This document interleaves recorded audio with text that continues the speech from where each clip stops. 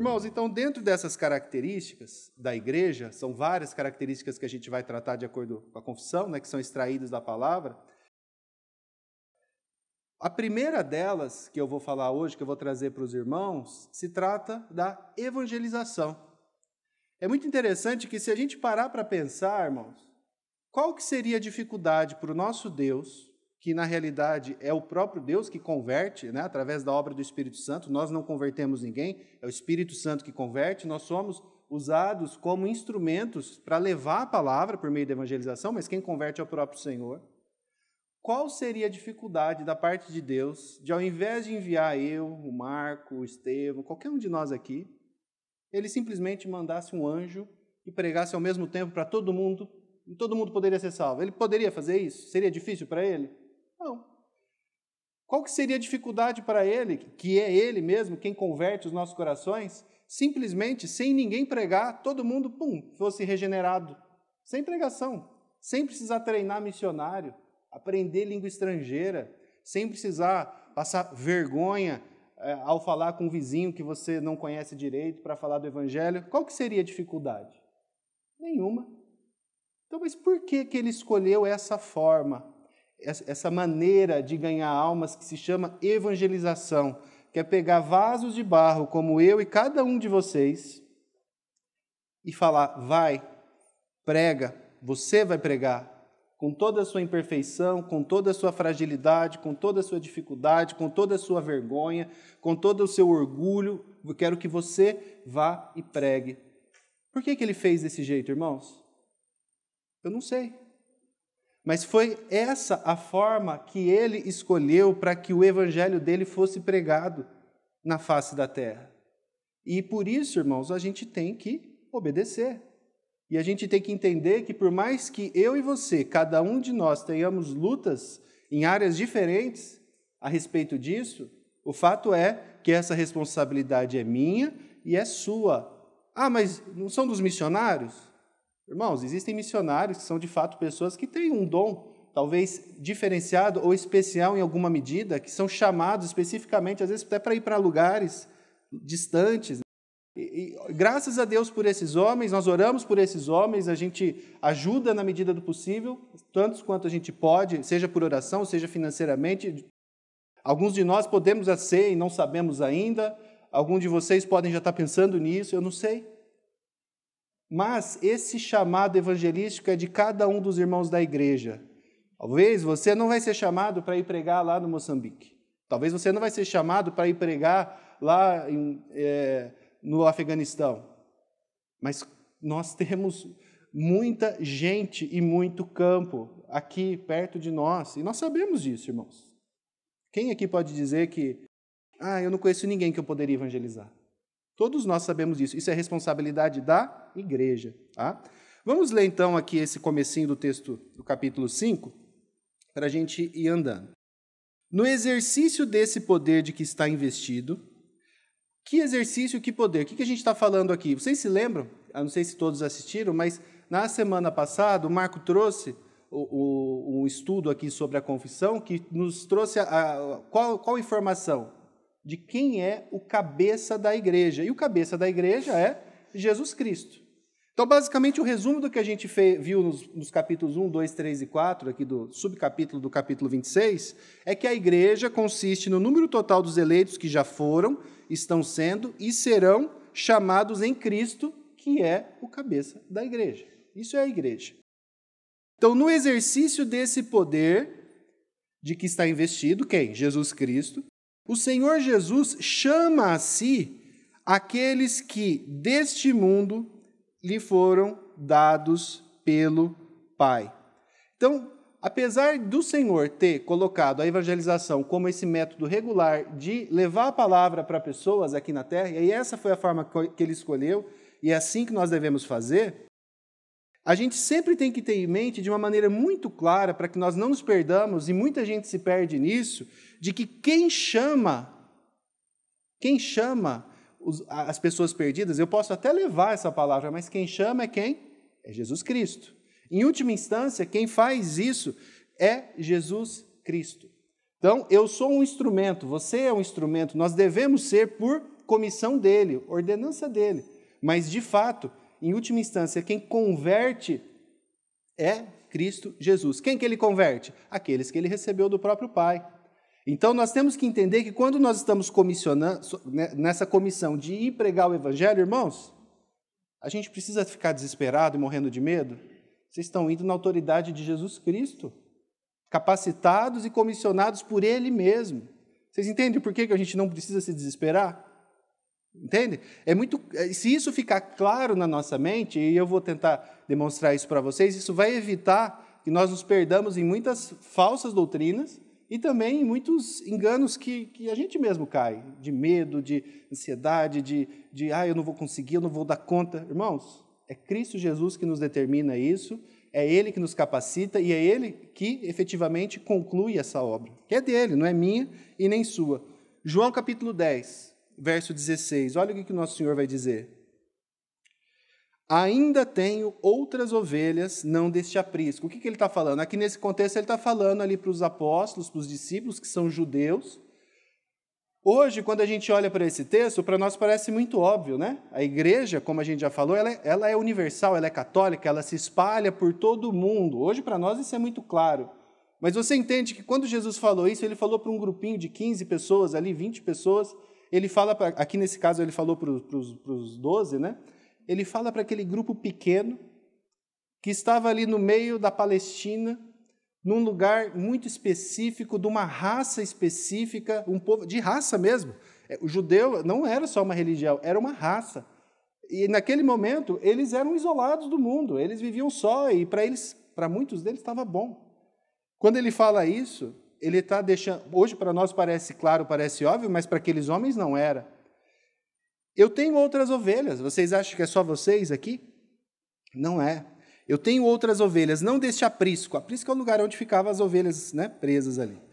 A mim me convém conduzi-las. Elas ouvirão a minha voz. Então haverá um rebanho e um pastor. Você tem a noção de que eu e você somos essas ovelhas de que Jesus aqui falou? Essas ovelhas, cujo pastor é Ele, cuja voz um dia você e eu ouvimos e seguimos. Então, esse aqui é Jesus Cristo. Ele é o pastor das ovelhas, não somos nós, e graças a Deus por isso, irmãos. Nós somos simplesmente usados para levar essa palavra, para falar dessas coisas, mas Ele é a ovelha. Ele é a ovelha, perdão, Ele é o pastor, e é Ele quem conduz cada um dos eleitos, dos chamados dele, e conduzirá até quando? Até que o último eleito seja chamado, e aí a igreja estará, vamos dizer, completa. Lembra? A igreja é a reunião de todos aqueles que creram no passado, no presente e que crerão até o último dia. E é importante que nós tenhamos muito claro disso, que toda e qualquer conversão se dá unicamente por conta dessa obra expiatória de Jesus Cristo. Não é pela sua capacidade de oratória, não é pela sua capacidade lógica, não é pela sua capacidade não, hoje eu vou pegar e vou arrebentar. Eu tenho os argumentos aqui na minha cabeça que eu vou destruir. Alguém aqui já tentou fazer isso? Alguém aqui já sentiu isso? Eu já. Nossa, hoje eu estou cheio de argumento. Tem o pessoal levantando a mão. Irmãos, a gente sabe, muitas vezes o Senhor, os seus argumentos podem ser perfeitos, bíblicos, corretos, mas o Senhor simplesmente fala não. Quando eu olho, por exemplo, Paulo pregando lá na Grécia, em Atenas, e você vê ali que poucos se converteram, por que será? Paulo não sabia, ele não estava pregando direito. Ali a gente só tem informação ali da Maris, do Areopagita. Puxa vida, será, irmãos? Vocês entendem que você pode ser Paulo, você pode ser quem for. É o Espírito Santo que converte, não é a sua eloquência. E muitas vezes nós nos valemos disso, nós achamos que será a nossa eloquência, a nossa capacidade. Isso não significa que você deva pregar o Evangelho de maneira displicente. Vou falar de qualquer jeito, é Jesus que faz. Não é isso. Que você não deva orar, que você não deva se preparar, que você não deva conhecer a palavra. Mas, irmãos, o Senhor, Ele vai tratar individualmente com cada um de nós e de acordo com a capacidade que Ele deu a cada um de nós. Ele vai cobrar mais de quem Ele deu mais, isso é certo. Né? Mas cada um aqui, ninguém aqui vai ser dado falar assim, eu não preguei porque me faltou, eu não conhecia muito bem o grego. Glória a Deus se você conhece o grego. É importante conhecer o grego para você estudar a Bíblia, o Novo Testamento, especialmente, de uma maneira mais adequada. Se você tiver essa oportunidade, aprenda. Mas entenda que se você nunca aprender, você ainda estará apto para pregar o Evangelho.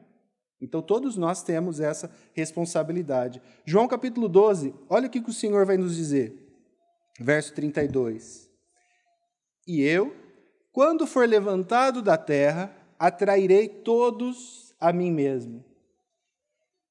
Queridos, o quão fácil é para qualquer um de nós que evangelizamos alguém e que, pela graça de Deus, essa pessoa creu no Evangelho, que pregamos, que ensinamos, especialmente para essas pessoas. O quão fácil é quando você tem uma resposta positiva, tipo assim, olha, o fulano creu no Evangelho depois daquela pregação, olha, o fulano creu no Evangelho depois daquela conversa, você olhar e pensar assim, nossa, naquele dia eu estava bom mesmo. Irmãos, isso é da natureza humana, a gente achar que de alguma forma fui eu que atraí aquela pessoa a Cristo. Irmãos, é Jesus Cristo que atrai, Ele atrai pela cruz. Quando eu for levantado da terra, o que é esse levantado da terra? É quando Ele foi pregado naquela cruz. Isso é que atrai pessoas, não é a sua voz bonita, não é o seu cabelo, não é nada disso. Quem atrai pessoas é Cristo, Cristo Jesus. Danilo, beleza, eu concordo com isso, mas você não acha que isso é meio óbvio? A gente sabe disso aqui, todo mundo sabe. Eu dou graças a Deus, irmão, se você tem consciência disso, se você sabe disso, se você tem convicção disso. Mas você entende que talvez, na maior parte do mundo dito evangélico, isso não é uma realidade? Você já percebeu isso? Uma das práticas, irmãos, mais comuns nos nossos dias no meio evangélico, não é no Brasil, não, é no mundo inteiro. É você achar líderes, membros, presbíteros, pastores, achar que a visão tal, o método tal, esse novo programa que foi inventado, ele é infalível. Agora a gente achou um método que se fizer assim, eu garanto, é 20% de crescimento por mês na igreja. Vocês estão achando que isso não acontece, irmãos?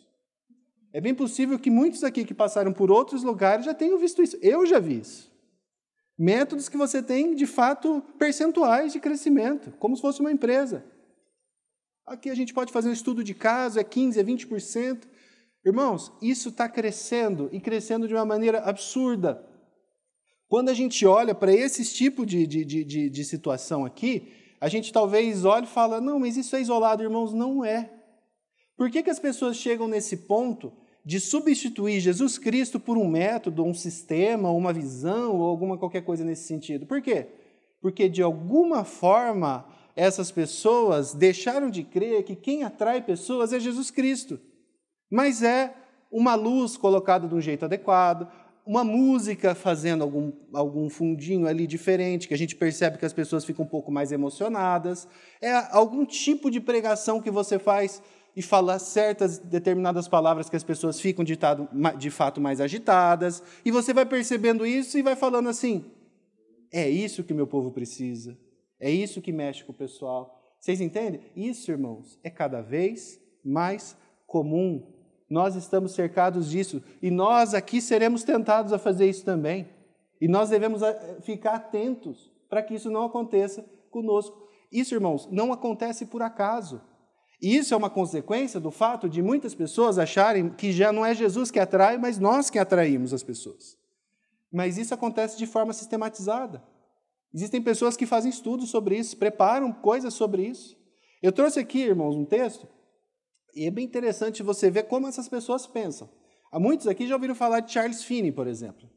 Ele era um teólogo americano do século XIX, e ele foi um dos grandes mentes por trás desse pragmatismo. O que é o pragmatismo? O que vale é o resultado. Isso é pragmatismo. Então, se for dar resultado, mas isso aí é um caminho meio errado, hein? Não, mas dá resultado. Vamos adotar. Esse pragmatismo cristão. Charles Finney foi um desses caras. E muita gente do meio ortodoxo O que é ortodoxo? Do meio, vamos dizer, da doutrina correta, da doutrina mais clássica, conservadora, tradicional, gosta. Lê, não, eu vou ler com ressalvas. Cuidado com essas ressalvas, irmãos. Cuidado com essas ressalvas. Vamos ver o que uma pessoa dessa vai dizer. Eu peguei aqui um texto do irmão Michael Horton, né, que faz a citação, mas vamos ver aqui. Aqui ele está falando do avivamento. O que é um avivamento? O avivamento é um derramar especial do Espírito Santo que ele derrama sobre a igreja em alguns momentos, em alguns locais. É algo diferente que acontece em algum momento ali. Então, esses homens viram um avivamento grande nos Estados Unidos, em outros lugares, e aí eles começaram a pensar, será que a gente não consegue produzir um avivamento? Olha o pensamento. E ele achava que sim. Um avivamento não é um milagre, tampouco depende desse em qualquer sentido. É simplesmente um resultado filosófico da correta utilização de meios estabelecidos, assim como qualquer outro resultado produzido pelo emprego desses meios. Vamos produzir um avivamento aqui? Vamos? A gente vai todo mundo para uma chácara, aí a gente vai ficar sem comer, comendo pouco, dormindo bem tarde, acordando bem cedo, e aí a gente vai pôr muita música, e a gente vai pôr muita luz, e algumas luzes, até isso se sabe, que algumas luzes elas dão algum tipo de reação que as pessoas ficam mais suscetíveis. De repente, irmãos, no segundo, terceiro dia, está todo mundo vendo coisa, está todo mundo tendo visão, está todo mundo ouvindo voz, e todo mundo vai crer no evangelho. Que evangelho é esse? É esse evangelho aqui, de um método filosófico criado por homens para levar pessoas a... Não é Cristo. Eu não sei o que é, para onde que essas pessoas, o que elas estão crendo, mas não é Cristo. Vocês entendem que pessoas pensam assim? Olha o que o irmão Michael Horton vai dizer. A crença de que o novo nascimento e um avivamento dependem necessariamente da atividade divina era perniciosa para Finney. Ele disse, nenhuma doutrina é mais perigosa do que essa para o progresso da igreja, e nada pode ser mais absurdo. Ficar dependendo do Espírito Santo, que absurdo, gente. A gente precisa fazer alguma coisa. Vocês não estão vendo? O Espírito Santo não está dando conta. Olha o tanto de gente que tem aqui. Isso aqui é falta do Espírito Santo. Ou não, é falta nossa. É assim que esses homens pensam. O que a gente faz para corrigir isso, irmãos? Vamos fazer uma pesquisa. Por que você faltou na igreja domingo de manhã? Eu faltei porque eu não gostava muito do louvor. Peraí, então vamos contratar alguém profissional para o louvor? Vamos dispensar o pessoal que é voluntário? Eu não gosto do pregador. Aí o pregador já sai fora. Vamos contratar um profissional. Eu não gosto da pintura da igreja. Vamos pintar de preto. É legal, uma luz. Vocês entendem como isso acaba acontecendo, irmãos? E aqui, o que é triste, e eu quero trazer isso como uma primeira aplicação para nós aqui, desse tema aqui, porque a gente vai falar de outros temas, então é importante a gente já ir pensando para nós especificamente. A primeira é, tenha muito cuidado com o pragmatismo.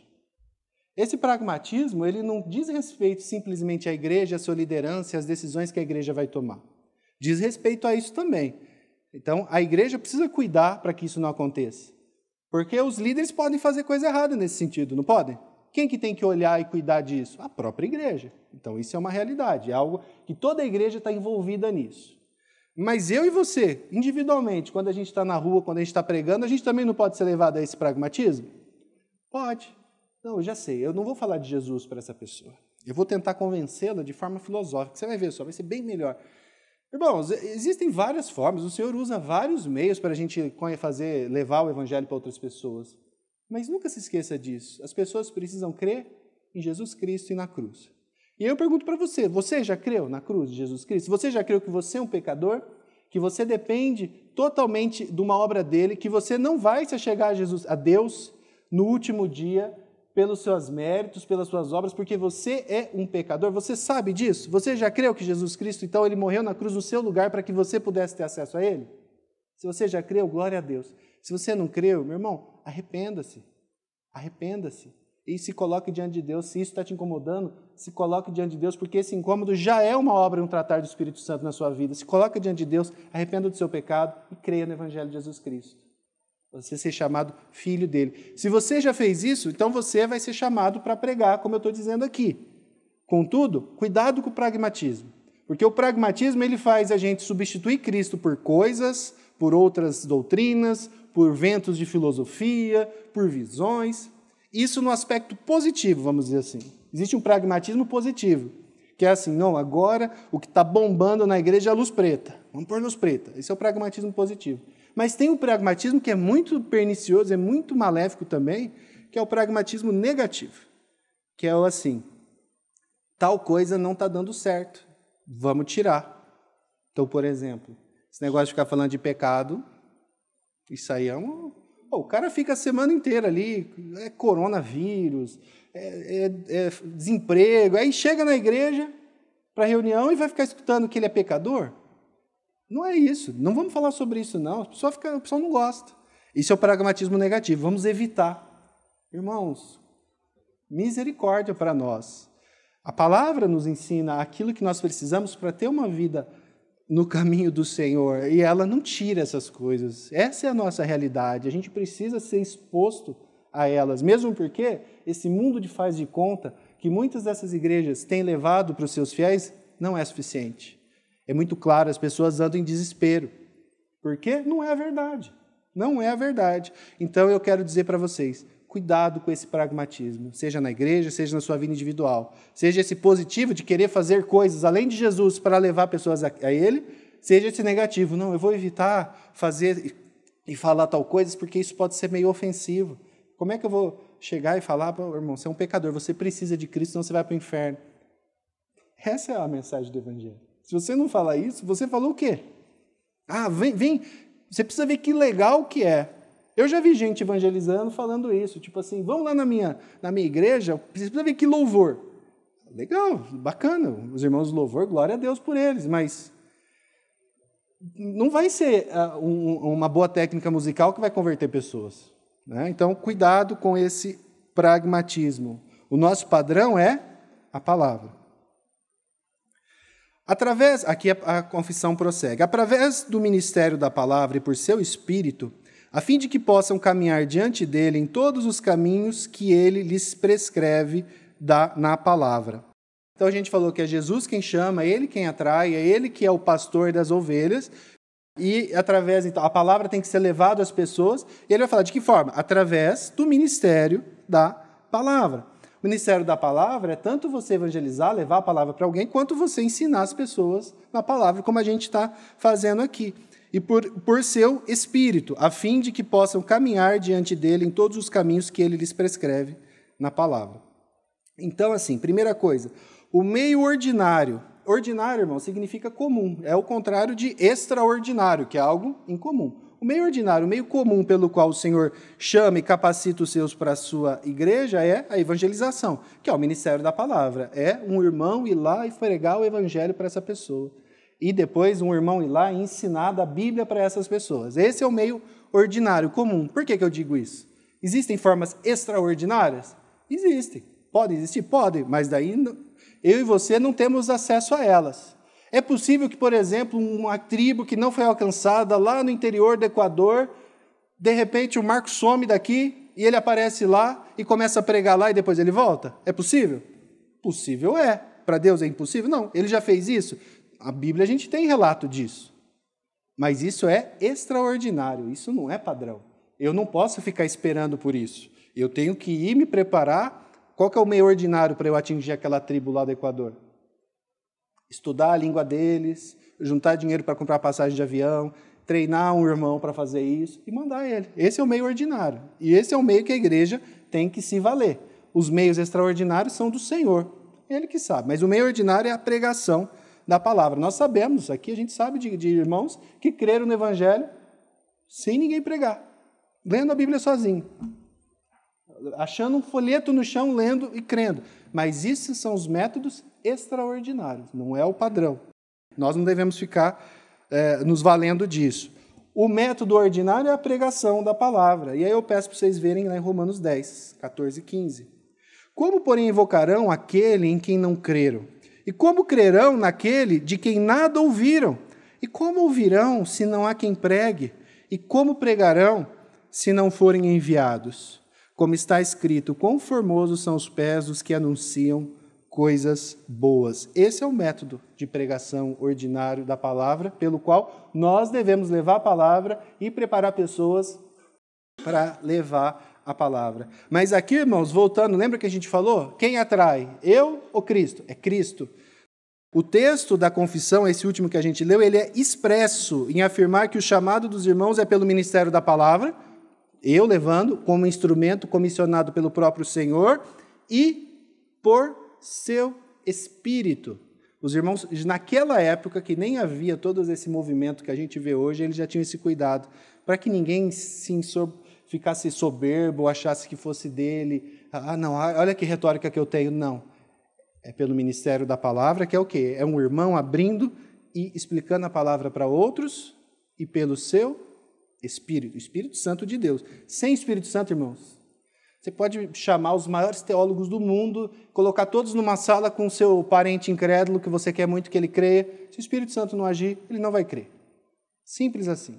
Né? Então, é importante que a gente tenha isso em mente. As pessoas são convertidas pelo Espírito Santo e não por mim ou por você. Então, nós fomos comissionados. O que é comissionado? A gente recebeu uma comissão, uma ordem, uma ordenança. Todos nós somos comissionados a fazer o quê? Pregar o Evangelho. A gente tem vários textos que podem mostrar isso, mas Mateus 28 é um texto que eu gosto muito. Ide, portanto, e fazei discípulos de todas as nações, batizando-os em nome do Pai, do Filho e do Espírito Santo, ensinando-os a guardar todas as coisas que vos tenho ordenado, e eis que estou convosco todos os dias até a consumação do século. Irmãos, Jesus Cristo está comigo e com você até a consumação dos séculos. Mas nós recebemos uma ordenança de levar a palavra dele para pessoas, de ir. Ir significa você sair de onde você está e ir para outro lugar. Pode ser o seu vizinho, pode ser o seu parente, pode ser do outro lado do mundo. Tudo isso está dentro desse ide. Ide, por meio do ministério da palavra, ensinando a palavra, fazendo discípulos para Cristo, não para mim, para Cristo. Mas você sentar do lado de pessoas, você se comprometer a ensiná-las, você se comprometer a ajudá-las a ver Cristo de uma maneira mais clara. É óbvio que quem faz isso é o Espírito Santo, não sou eu, mas você entende que foi Ele que escolheu que isso fosse feito através de mim e de você? Por isso a gente tem que fazer, irmãos. Né? E essa é a primeira aplicação. Você tem evangelizado? Você tem levado a palavra de Deus para outras pessoas? Irmãos, a gente precisa olhar para nós e ver se isso tem acontecido. Se não, por quê?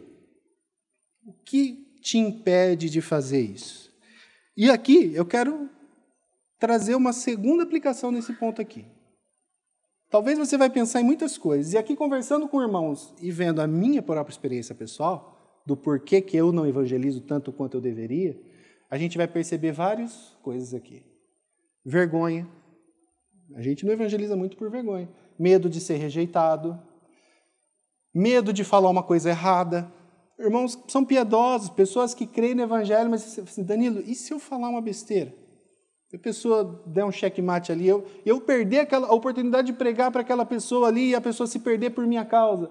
Irmãos, todas essas desculpas, vamos dizer assim, são desculpas reais, que talvez eu e você sintamos. E se eu falar e a pessoa se ofender e nunca mais querer olhar na minha cara? Quem aqui já não pensou nessas coisas? Eu já. Mas o que a gente acabou de aprender, irmãos? Quem que capacita a gente a fazer isso? Não é o Espírito Santo de Deus? O que Mateus 28 nos disse? Quem que estará comigo e com você até a consumação dos séculos fazendo essa obra? Não é o nosso Senhor Jesus Cristo? Então essa é a primeira coisa. Tenha coragem. Busque o Senhor. Ore antes. Ore muito. Ore muito. Leia a Bíblia. Conheça a palavra. Saiba o que falar, mas nunca se esqueça que quem converte é Deus, através da obra ali de regeneração do Espírito Santo. Nunca se esqueça, porque essa é uma realidade que se você tiver de fato na tua mente, isso vai te trazer o quê? Coragem. Porque você não está sozinho. Você não está sozinho. Nunca se esqueça disso, irmãos. E o terceiro ponto que eu queria trazer para vocês é uma palavra de consolo. De consolo.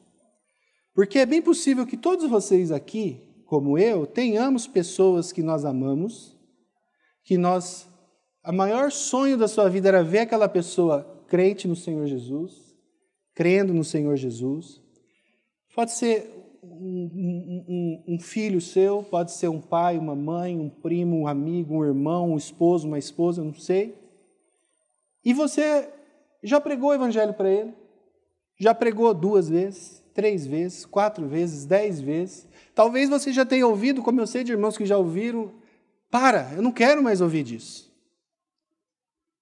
E muitas vezes a gente se sente desesperado por conta disso. Desesperado, porque inconscientemente, irmãos, nós temos por natureza pensar que quem atrai pessoas a Cristo somos eu e você, e não o próprio Cristo. E aí você fica assim, será que o meu pai, a minha mãe, o meu primo, o meu irmão, o meu vizinho, o meu filho, será que ele não creu no Evangelho porque eu falei uma coisa errada? E se eu tivesse falado tal coisa? Eu acho que eu esqueci. Se eu tivesse a eloquência de fulano, se eu tivesse a capacidade do fulano, isso daí nos leva assim. A gente vê muito isso. Eu já fiz isso. Pastor, eu levo Maringá direto. Pastor Ricardo, pastor Paulo, né, que eram os meus pastores da minha juventude. Se o senhor for lá falar para ele, eu acho que aí ele vai crer. Porque a gente acha que de fato são pessoas. Mas, irmãos, por que essa é uma palavra de consolo? Se você prega, e tem pregado, e tem orado por essas pessoas, e elas não creram, entenda. Não é necessariamente porque você não foi capaz. Muitas vezes pode ser que o Espírito Santo de Deus ainda não chegou nesse momento. Isso aqui é para que você não ande desesperado. Isso aqui não é desculpa para não pregar, tá, irmãos? É para pregar. Quer seja oportuno, quer não, a tempo, sem tempo, é para pregar. Mas se as pessoas não estão crendo, entenda, não é você que converte. Então, isso é uma palavra também de consolo para nós, tá? A gente nunca pode se esquecer disso. E o segundo ponto aqui, que a gente vai tratar, a segunda característica, e aqui, irmãos, eu só vou falar de alguns pontos específicos sobre a igreja local. A forma como o Senhor usa aqui na terra para a reunião é a igreja local. Eu não vou falar muito sobre isso porque a gente já falou bastante, os irmãos podem pesquisar na internet. A gente tem o estudo, o Salmo 122, eu me lembro que eu falei sobre isso, o Salmo 133 eu falei sobre isso. A gente aqui se reuniu ano passado para falar sobre a importância da membresia, de ter um corpo de membros, e a gente falou muito sobre isso, da questão da igreja local, então a gente já tem bastante coisa.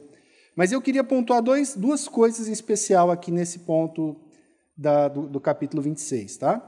O texto da confissão vai dizer assim: e manda que as pessoas assim chamadas, aqueles que creram no Evangelho, caminhem juntas, formando sociedades locais, as igrejas locais, para a edificação mútua e a devida performance do culto público que ele requer de todos os seus neste mundo. Ou seja, o Senhor, ele pega todas essas pessoas que creram no Evangelho, e essas pessoas são comissionadas, são ordenadas a fazer o quê? Se reunirem em igrejas locais para edificação mútua, né? Para um ajudar o outro, e para que performe. O que é a performance do culto público? Para que a gente faça isso que a gente está fazendo, um culto público de adoração, né? E de aprendizado da palavra, que é isso que ele requer dos seus nesse mundo, tá bom? Aprove ao Pai, então, pela sua palavra, estabelecer que a sua igreja, a gente já falou disso nas outras reuniões, que é o corpo do qual ele é o cabeça, se reunisse em comunidades locais, com liderança e corpo de membros definidos. Mas por que ele não fez uma igrejona só? Um líder só, que ele fosse o líder homologado? Não seria muito mais organizado assim? Sim, aparentemente sim. Tanto que tem muita gente que faz isso, né? Tem uma igreja que faz isso, que é uma só, ele é o líder, manda em tudo e é homologado. A gente falou isso semana passada, mas não é isso que está na Bíblia. A Bíblia vai falar que as igrejas locais são sociedades, são grupos bem definidos, e a gente sabe quem são a liderança daquele grupo, você sabe quem são os membros daquele grupo, até para que esse grupo possa saber quem são as pessoas ali do seu meio, a quem você deve obediência, a quem você deve um cuidado mais específico, mais próximo, pelo qual eu tenho que ajudar. Não que isso não me impeça de ajudar pessoas que não fazem parte da minha igreja local. Isso não tem problema nenhum em relação a isso. Mas existe uma preocupação maior dos irmãos que estão aqui. Onde que você vai passar por uma disciplina caso você esteja em erro? Indo de um ponto para o outro? Não é assim. Onde que você vai buscar ajuda caso você esteja precisando? Vocês entendem? Então, é assim que a palavra nos ensina. É assim que ele nos ensina. O fato é que ele escolheu, Jesus Cristo escolheu, então, pedras vasos de barro, né, como eu já falei, né, para sermos essas pedras vivas que compõem esse corpo que é a igreja. E como membros, então, a gente viu 2 pontos ali, e eu vou falar desses 2 pontos. Primeiro, a edificação mútua. Uma das necessidades, das ordenanças, dos comandos que a palavra nos dá para nós, que somos membros dessas igrejas locais, é que nós nos edifiquemos mutuamente. Ah, mas não é o pastor que faz isso? O pastor também tem essa função. Mas cada um de nós, eu e vocês, somos chamados a edificar uns aos outros de maneira mútua, né? Isso que significa. Mateus 18,15. Se o teu irmão pecar contra ti, vai arguí-lo entre ti e ele só. Se ele te ouvir, ganhaste o teu irmão. Então tem gente que faz assim. Ô Marco, fiquei sabendo que o Flávio pecou. Vai lá falar com ele. Não é assim que funciona. O texto bíblico, ele diz o seguinte: se o meu irmão pecar contra mim, eu vou falar com ele. Eu não vou falar para o Dantas, eu não vou falar para o Flávio, eu vou falar com ele. Ah, mas eu tenho vergonha. Então não fale nada. Mas você vai estar desobedecendo, porque você vai estar infringindo aqui uma ordenança de Deus que é de tratar com a pessoa, para que essa pessoa, irmãos, seja ganha. Não é por vingança, não é para esfregar na cara dele que ele é pecador, mas para que aquela pessoa se arrependa. Se arrependa e saia desse caminho de engano e de erro que ele está. Você entende que isso é responsabilidade sua? Ah, mas eu não sei falar direito, eu vou pedir para alguém falar. A Bíblia não ensina você a fazer isso, ela diz que você tem que fazer isso.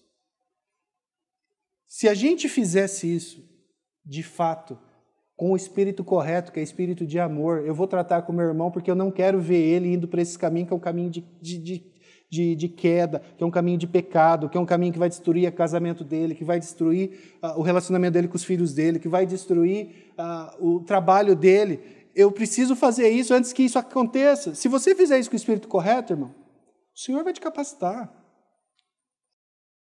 Não é para ficar falando para ninguém. Isso aí se a gente fizesse isso, irmãos, a gente não teria fofoca no meio da igreja, que é um pecado e pecado grave.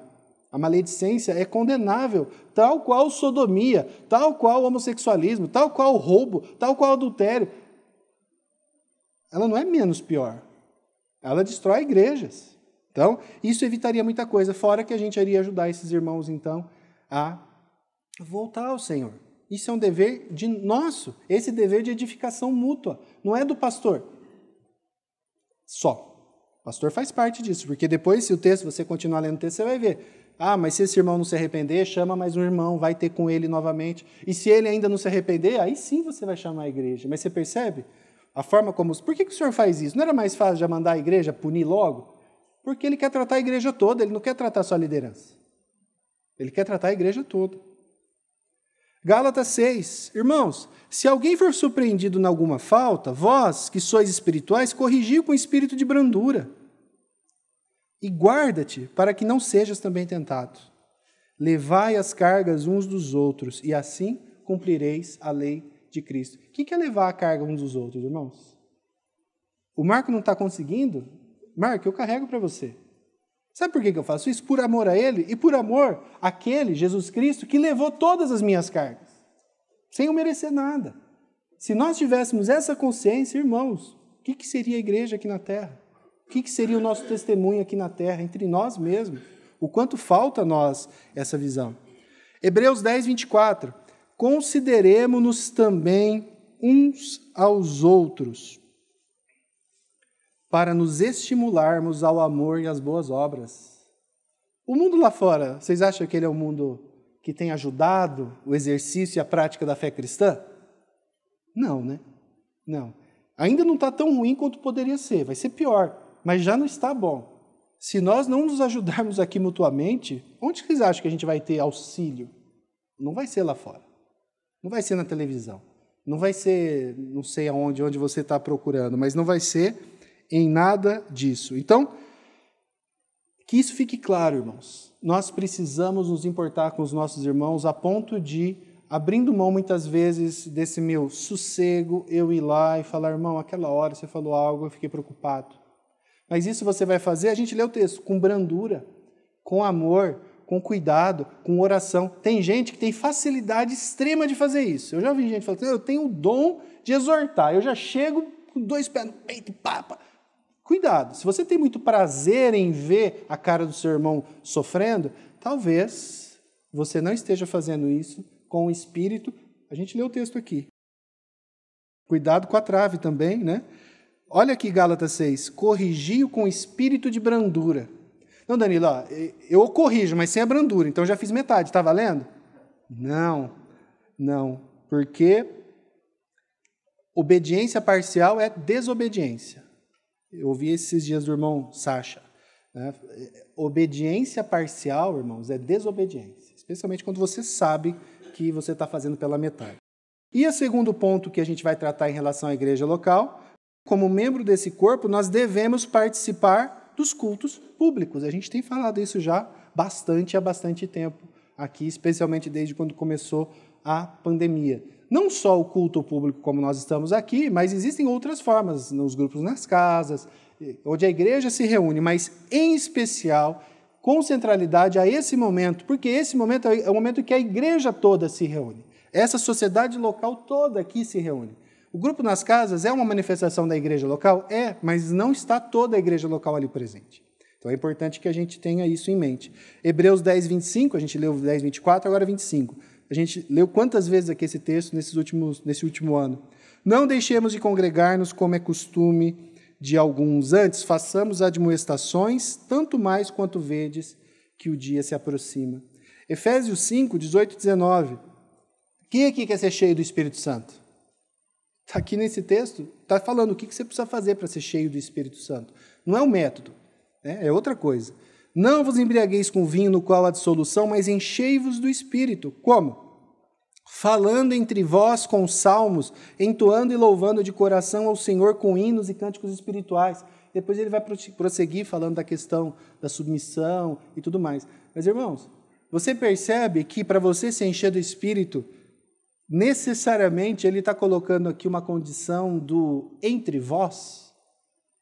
Entre vós?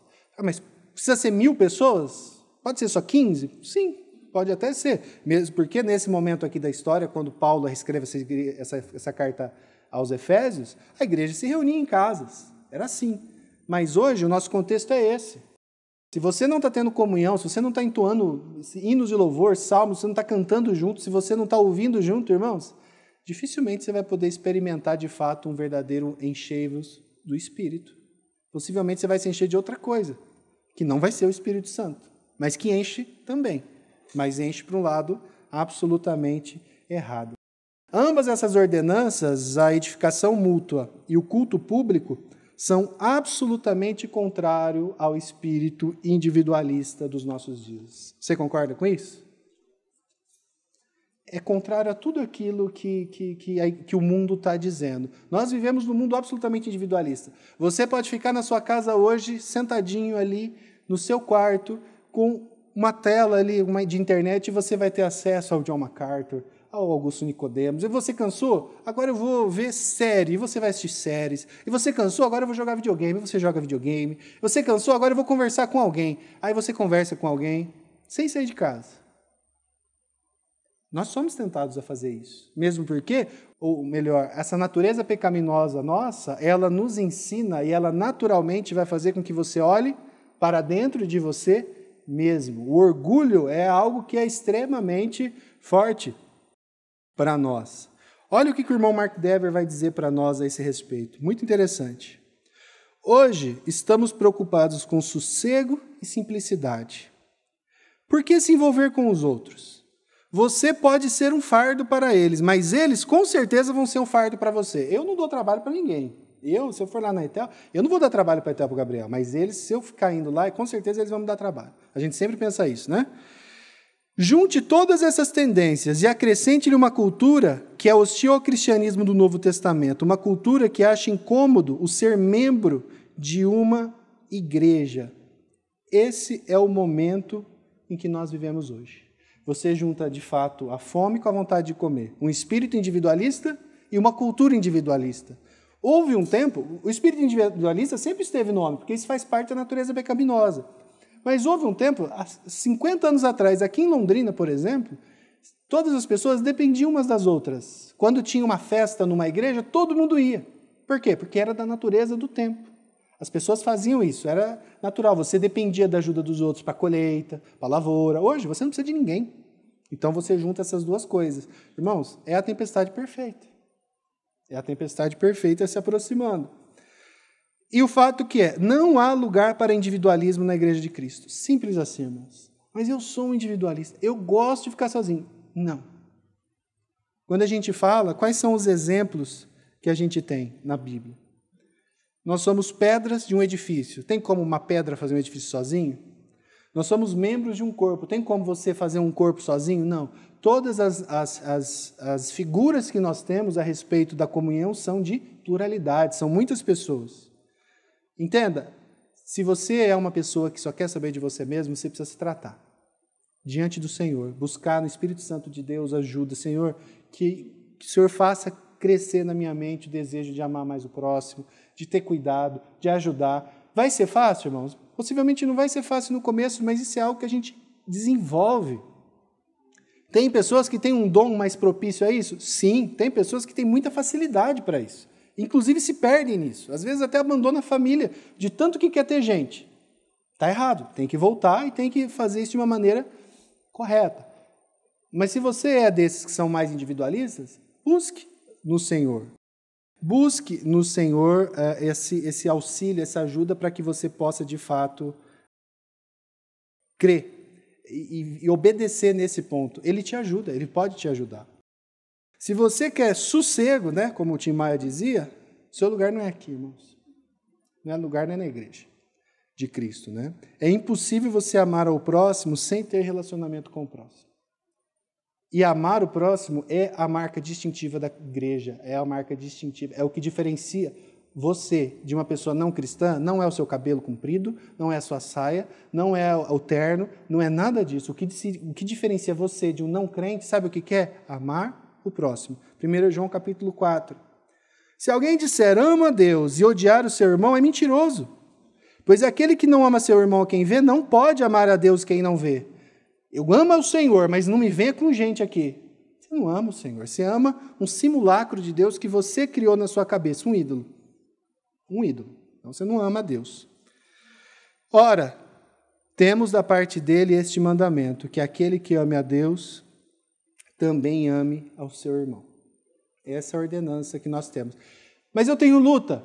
Confesse diante do Senhor essa sua dificuldade. Peça perdão e peça ajuda ao Espírito Santo, irmãos. Ele não vai dar uma ordem para nós que ele não vai nos capacitar a cumprir. Ele sempre vai. E aqui, por último, talvez não seja uma palavra então, para os irmãos que estão aqui, porque vocês estão aqui, né? Como eu disse.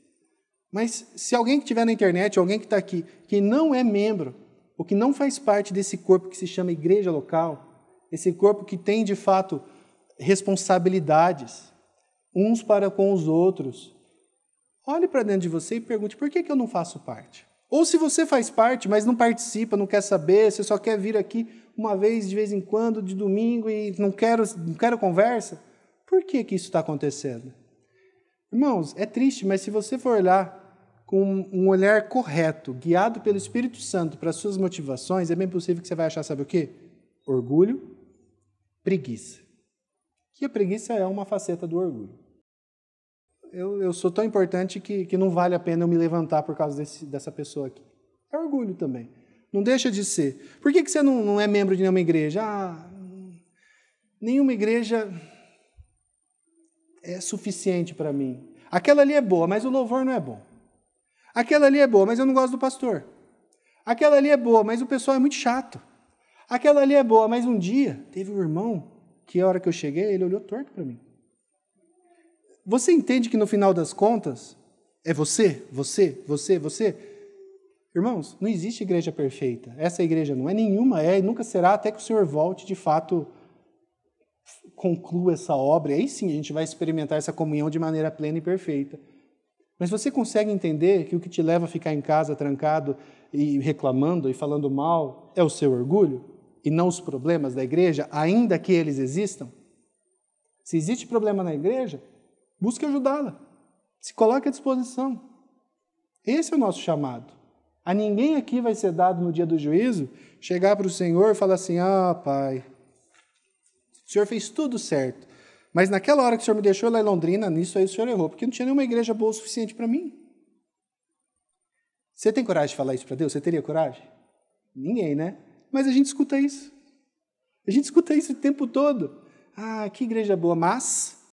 Então, por isso eu não vou, por isso eu não quero. Se você está com isso na sua mente de alguma forma, se arrependa. Ainda que você esteja participando de um lugar, e eu sei que isso acontece, lugares que não tem uma igreja que seja bíblica, veja se você não pode ser a diferença para esse lugar. Quem sabe você não vai ser, você que é bíblico, que é espiritual, né? Não vai ser essa pessoa que pode ajudar essa igreja a enxergar isso, essa deficiência. Ou se ainda não tem como, quem sabe o Senhor não vai te chamar para ir para outro lugar. Vocês entendem? Ou começar um ministério, começar algo. Mas o que a gente não pode é ficar isolado. Não existe isso de igreja isolada. Individualismo do corpo do Senhor é algo que não é esperado de nós.